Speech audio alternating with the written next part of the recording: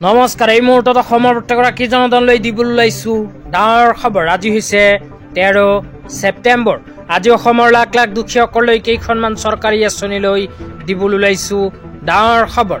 যিসকল মানুহে ভিডিঅ'টোত ক্লিক কৰিছে অনুগ্ৰহ কৰি ভিডিঅ'টো স্কিপ নকৰি প্ৰথমৰ পৰা শেষলৈ চাই থাকিব, কিয়নো এইটো ভিডিঅ'ৰ মাজত চৰকাৰী চলাৰ আঁচনিৰ পৰা আৰম্ভ কৰি মহিলাসকললৈ কেইখনমান গুৰুত্বপূৰ্ণ খবৰ প্ৰদান কৰিম।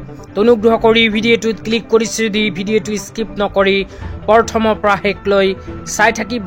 লগতে মোৰ চেনেলত নতুন হ'লে প্লিজ চেনেলটো ছাবস্ক্ৰাইব কৰি মোৰ লগত থাকিব।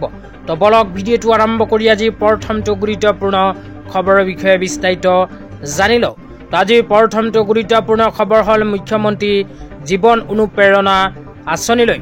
তো আপোনালোকে মোবাইল স্ক্ৰীনত চাব পাৰিছে মুখ্যমন্ত্ৰী জীৱন অনুপ্ৰেৰণা আঁচনিলৈ অসম চৰকাৰৰ ফালৰ পৰা এনেকুৱা এখন আপডেট প্ৰদান কৰিছে। তো ইয়াতে কি কোৱা হৈছে আপোনালোকক বিতংভাৱে জনাই আছো, অনুগ্ৰহ কৰি ভিডিঅ'টো স্কিপ নকৰি চাই থাকিব। তো ইয়াৰ পিছত অৰুণোদয় আঁচনিলৈ এখন গুৰুত্বপূৰ্ণ আপডেট আপোনালোকক প্ৰদান কৰিম।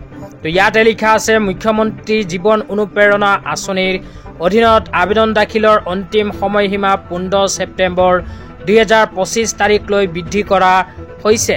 তো যিসকলে শিক্ষাৰ্থীয়ে এতিয়ালৈকে মুখ্যমন্ত্ৰী জীৱন অনুপ্ৰেৰণা আঁচনিত আবেদন কৰা নাই সেইসকল শিক্ষাৰ্থীৰ বাবে আহি গ'ল ভাল খবৰ, কিয়নো অসম চৰকাৰে মুখ্যমন্ত্ৰী জীৱন অনুপ্ৰেৰণা আঁচনিৰ আবেদনৰ অন্তিম সময়সীমা বৃদ্ধি কৰিছে।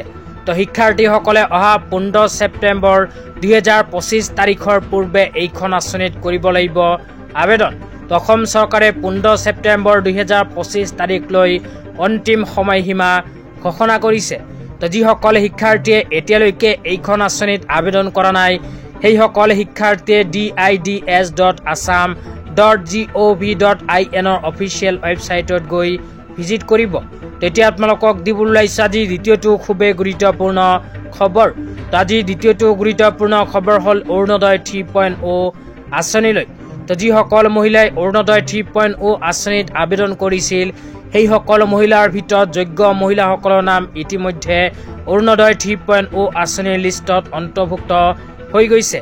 তো যিসকল যোগ্য হিতাধিকাৰীৰ নাম অৰুণোদয় 3.0 আঁচনিৰ লিষ্টত অন্তৰ্ভুক্ত হৈছে কেৱল মাত্ৰ সেইসকল মানুহে অহা 17 ছেপ্টেম্বৰ তাৰিখে লাভ কৰিব অৰুণোদয় 3.0 আঁচনি 1250কৈ টকা।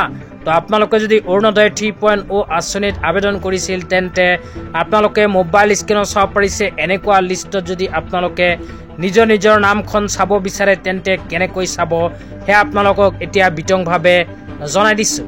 অনুগ্ৰহ কৰি ভিডিঅ'টো স্কিপ নকৰি চাই থাকিব। তো যিসকল মানুহে অৰুণোদয় 3.0 আঁচনিত আবেদন কৰিছে সেইসকল মানুহে যদি অৰুণোদয় 3.0 আঁচনিৰ লিষ্টখন চাব বিচাৰে তেন্তে নিজৰ নিজৰ পঞ্চায়তত গৈ যোগাযোগ কৰিব পাৰে, অথবা নিজৰ নিজৰ ব্লকত গৈ আপোনালোকে অৰুণোদয় আঁচনিৰ লিষ্টখন চাব পাৰিব। তো ইয়াৰ বাহিৰে আপোনালোকে নিজৰ জিলা উপায়ুক্তৰ কাৰ্যালয়ত গৈও অৰুণোদয় 3.0 আঁচনিৰ লিষ্টখন চাব পাৰিব। তো অনলাইন মাধ্যমত আপোনালোকে অৰুণোদয় 3.0 আঁচনিৰ লিষ্ট এতিয়া চাব নোৱাৰিব।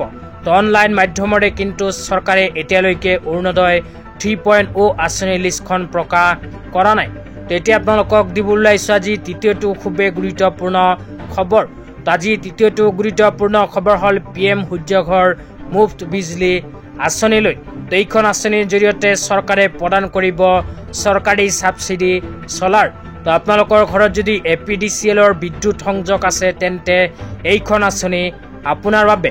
এইখন আঁচনিৰ জৰিয়তে আপোনালোকে চৰকাৰী ছাবচিডি চলাৰ লাভ কৰিব।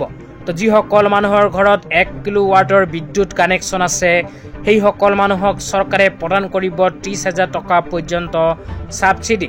লগতে যিসকল মানুহৰ ঘৰত 2 কিলোৱাট বিদ্যুৎ সংযোগ আছে সেইসকল মানুহক চৰকাৰে 60,000 টকা পৰ্যন্ত ছাবচিডি প্ৰদান কৰিব।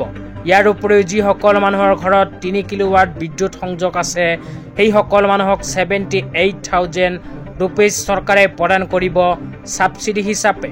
তো আপোনালোকে যদি গৰমৰ পৰা পৰিত্ৰাণ পাব বিচাৰে আৰু বিদ্যুৎ বিল যদি কমাব বিচাৰে তেন্তে অতি সোনকালে PM সূৰ্যঘৰ আঁচনিত কৰক আবেদন। এইখন আঁচনিত আবেদন কৰাৰ পিছত আপোনালোকে নিজৰ নিজৰ ঘৰত ছাবচিডিতে চলাৰ লগাব পাৰিব। তো যিসকল মানুহে এইখন আঁচনিত আবেদন কৰিব বিচাৰে সেই সকল মানুহে এইটো ভিডিঅ'ৰ কমেণ্ট বক্সত কমেণ্ট কৰি জনাই দিব। তো আজি ইমানেই, ভিডিঅ'টো চাই কেনে পালে নিশ্চয় জনাই দিব।